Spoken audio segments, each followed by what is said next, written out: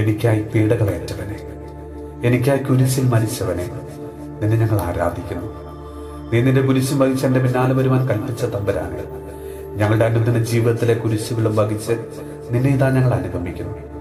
കർത്താവെ, ഞങ്ങളുടെ അനുദിന ജീവിതത്തിലെ ഓരോ ക്ലേശങ്ങളുടെയും മുള്ളുകൾക്കിടയിൽ കിടന്ന് ഞങ്ങൾ വേദനയോടെ പിടയുമ്പോഴും, ഞങ്ങളെ പരിഹസിക്കുന്ന, ഞങ്ങൾക്കെതിരായി കുറ്റാരോപണങ്ങൾ നടത്തുന്നവർക്കിടയിലും ഞങ്ങൾ ആരും കാണാതെ ഇടനെഞ്ചു പൊട്ടി കരയുമ്പോഴും, കർത്താവെ, നിന്റെ ആ ക്രൂശിത രൂപം ഞങ്ങളുടെ മനസ്സിൽ തെളിഞ്ഞു വരുന്നു.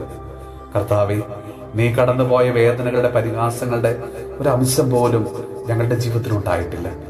എങ്കിലും കർത്താവെ, ഞങ്ങൾ പലപ്പോഴും തളർന്നു പോകാറുണ്ട്. ഈശോയെ, നിന്റെ ആ തിരുത്തോളില് ഞങ്ങൾ അല്പം ആശ്വാസം കണ്ടെത്തട്ടെ. രോഗങ്ങളും കടബാധ്യതകളും കഷ്ടപ്പാടുകളും ദുരിതങ്ങളും തകർച്ചകളും ബന്ധനങ്ങളും ഒക്കെ ഞങ്ങളുടെ ജീവിതത്തിലുണ്ടാകുമ്പോൾ, പ്രതീക്ഷയില്ലാതെ കരഞ്ഞു തളരുമ്പോൾ, കർത്താവെ, ഈ സഹനങ്ങൾക്കെല്ലാം അപ്പുറം പ്രതീക്ഷയുടെ ഒരു ഉദ്ധാനമുണ്ട് എന്ന ചിന്തയോടെ ജീവിക്കുവാൻ കൃപ തരണമേ.